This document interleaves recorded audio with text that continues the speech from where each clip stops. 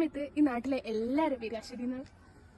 അപ്പുറത്തെ വീട്ടിലെ ചേച്ചിയുടെ പേര് അശ്വതി, അപ്പുറത്തെ വീട്ടിലെ പൂവിന്റെ പേര് അശ്വതി, ഇതിനിടയ്ക്ക് അങ്ങനെ ഒരു സാധനം ഇറക്കിയോ?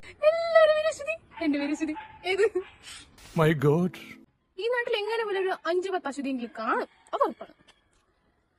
അങ്ങനെ അപ്പൊ എന്റെ അമ്മ പറഞ്ഞു വേണ്ട അശ്വതി. പണ്ടൊന്നും എനിക്ക് തോന്നണം അപ്പൊ തന്നെ പേര് എഴുതി കൊടുക്കണം അങ്ങനെ ഉണ്ടോന്ന് എനിക്ക് അറിഞ്ഞൂടാ. ഇവര് പറഞ്ഞ സ്റ്റോറിയാണ്, നമുക്കറിയില്ലല്ലോ, നമ്മളെ കുഞ്ഞ്. ഇതൊക്കെ എന്റെ അമ്മ പറഞ്ഞതാണ്. എനിക്കിതിനെ പറ്റി യാതൊരു ഇതുമില്ല. ഇനി പറയണമെന്നുണ്ടെങ്കിൽ അമ്മയെ കോണ്ടാക്ട് ചെയ്താൽ.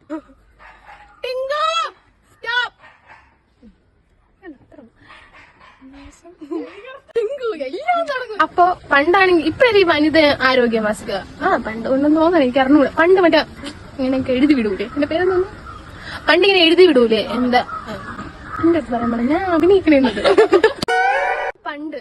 പണ്ട് ഈ മാസികയൊക്കെ നമ്മളിങ്ങനെ വീട്ടില് എന്താ വാരം എന്താ പറയുമല്ലോ, അത് തന്നെ സംഭവം. ഇങ്ങനെ നമ്മളെ വനിതയൊക്കെ പോലെ വരുന്ന സംഭവം. അതിൽ ഈ നോവൽ ഇങ്ങനെ ഓരോ പാർട്ടൊക്കെ പണ്ട് വരില്ല. അപ്പൊ പിന്നെ അമ്മ പണ്ടത്തെ സ്ത്രീകൾ പൊതുവെ ഇങ്ങനെയൊക്കെ വായിച്ച് പ്രണയം പൂക്കുന്ന സമയമാണല്ലോ. അങ്ങനെ എന്റെ അമ്മയും വായിക്കായിരുന്നു. പ്രണയമൊന്നും ഇല്ലായിരുന്നാണ് അമ്മ പറയാൻ. എനിക്ക് അറിഞ്ഞൂടെ അതിനെ പറ്റി കറക്റ്റായിട്ട്.